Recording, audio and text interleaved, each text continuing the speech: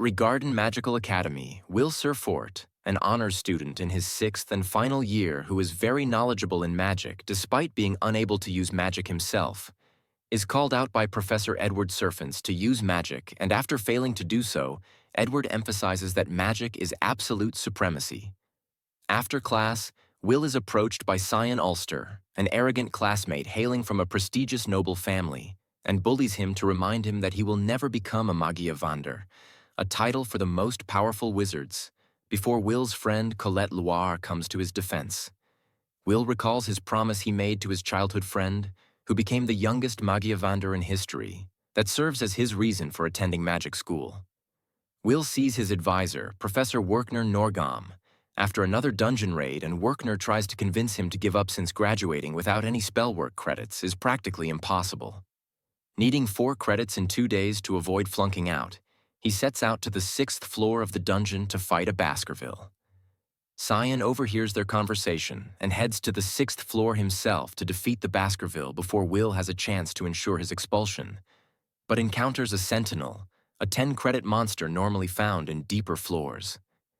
Cyan is powerless against the Sentinel, but Will arrives and uses his master swordsmanship to easily defeat the monster to earn 10 credits and meet the quota required to stay in school. 5 years ago, Will started school not long after his childhood friend Elfaria Albus Surfort became a Magiavander, and despite his inability to use magic, impressed the headmaster Caldron Anuv with his swordsmanship, who envisions his sword being a wand. Back in the present, Werkner explains in a class lecture what ascending the tower means, as the next step to becoming a Magiavander is to advance to the upper institute, either by inventing a new magic or earning a large number of credits, with the latter being the conventional route, but the former being Will's only realistic route. After class, Will runs into Cyan, who takes out his anger at Will for defeating the Sentinel.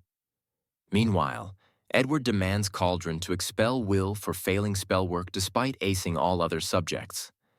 Cauldron agrees to do so if he fails a special test administered by Edward. While studying in the library with Colette, Edward summons Will to the magic hall for the test, where Will's objective is to land a hit on Edward. Without his sword, Will struggles. But after Colette delivers Will his sword that he had put in his locker earlier, he slices through Edward's magic and attacks from his blind spot from above to graze his face and pass the test. Will reveals that his goggles he wears when fighting are a parting gift from Elfaria after she graduated from the academy. Back in the present, Will finishes his morning job to deliver newspapers that reveal that Elfaria invented a new magic, and subsequently passes down an order to the academy to collect Frostwalker cores. Will asks his roommate Rosti Naumann to craft a magical item for this order. Afterwards, Will goes to the 4th floor of the dungeon, where he saves the student Iris Churchill, who claims to be once saved by Elfaria. Will and Iris go looking for Frostwalkers on the 4th floor and encounter an unusually strong one called the Frost Rex. With Will's swordsmanship and knowledge about the Frost Rex, he ties up the monster and uses explosives Rosti made to defeat it. Iris is revealed to be the Watcher Iris X, Stella Maris, who was sent by Elfaria to pose as a student and keep watch on Will. Iris reports to the Magiavander and puts in a recommendation for Will to take a tower position with the fated day just around the corner, but the Magiavander's object. With the Grand Festival coming, they decide to hold off on deciding on tower positions until after the festival. Lihanna Owenzaus, Wignall Lindor, and Julius Reinberg are revealed as the top students in terms of credits earned and are advancing the Upper Institute. The biennial Grand Magic Festival, a competition between the 4 tower factions, approaches with Will planning to skip it like last time after embarrassing himself during the event in his 2nd year, despite Colette suggesting he should enter. Will and Colette go to their lockers and they find a hidden passageway in one of their lockers that leads to an underground gambling ring for the festival. That night, Will goes to work at his night job at Gina's Tavern, a tavern frequented by dwarves, with Rosti. Julius and 2 of his buddies drop by to insult the dwarves, and Will stands up to defend them and demand Julius to apologize. Will and Julius fight, with Will taking out his buddies, but Julius freezing Will in place. Julius decides that he will finish him off at the festival and demands Will to enter it. The Grand Magic Festival begins, and Iris is one of the scouts there, focusing specifically on Will. The first event is the Crown Attack, where the objective is to navigate through the traps and battle the other students to take the crown at the goal in teams of 3, with Will teaming up with Colette and Scion. Will charges in equipped with magical gauntlets with Colette covering for him, and he uses his knowledge and swordsmanship to defeat the enemies. However, Julius gets ahead of him and attacks Will with his ice magic. Scion responds by casting a powerful fire spell, but then turns his attacks on Will and demands that Will faces Scion in a duel despite being teammates for the event. As Will and Scion engage in battle, Scion recalls the time he first met Will and took out his anger on him for being somebody who cannot use magic. Scion dares Will to attack, but Will refuses to attack a teammate, understanding the situation. Elsewhere, Colette and Julius fight, and the students watching in the stadium notice that, unbeknownst to the competitors, Julius made clones of himself to attack the other teams. Wignall notices this right away and takes out the clones sent to attack his team. Will attempts to run away, but Scion cuts off his escape route by summoning his guardian deity Halcon to attack him. Having no choice but to fight back, Will easily reads Halcon's moves and defeats it.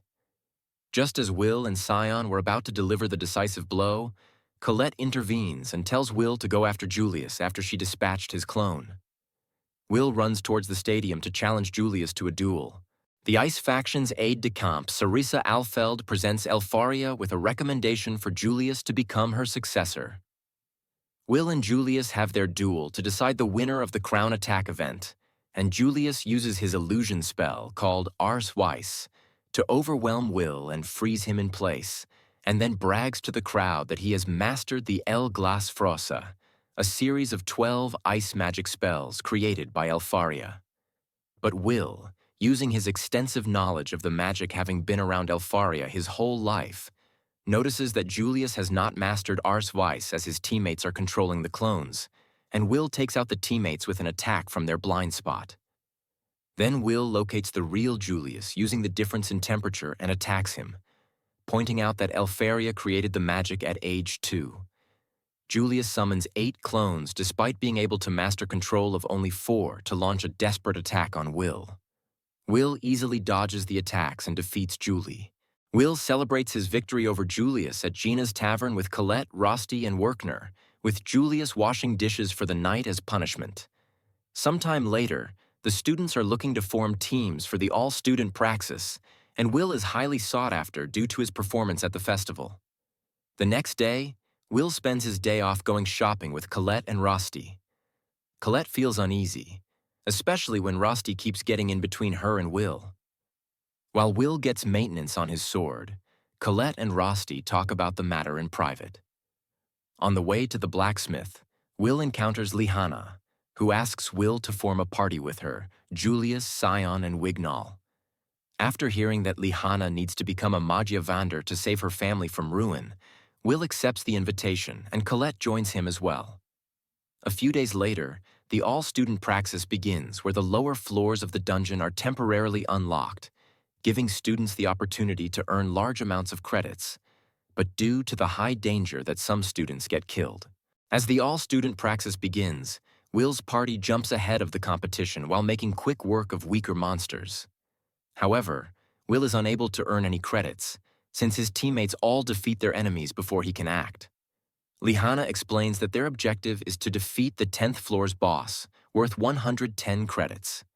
However, upon reaching it, they find it is already dead and are ambushed by an even stronger monster, which destroys the ground and causes them to fall to the 11th floor, which only high mages may enter. During the fall, the party also got separated. Will with Wignall, Colette with Lihanna, and Scion with Julius. Meanwhile, a monster stampede destroys the Academy's camp, with some professors being killed by 2 mysterious mages, causing the praxis to get cancelled. Back with Will, he and Wignall venture through the floor to locate their comrades, but the latter doubts the former's abilities and stubbornly refuses help. However, after Will saves him from a monster that he failed to defeat himself, Wignall breaks down, revealing that, while a powerful mage by human standards, his skills are mediocre compared to his fellow elves. Wignall explains that his illusion magic lacks physical mass, and he is thus considered inferior to other elves, especially in comparison with his childhood friend, the Magia van der Eleanor Ljos Alf. However, Will begins bonding with him over this, as they are both no talents. They are then attacked by monsters immune to physical and most magical attacks known as Balkars. With Will's encouragement, Wignall manages to overcome his inferiority complex and defeat their enemies by giving his illusions form, causing him to start respecting Will.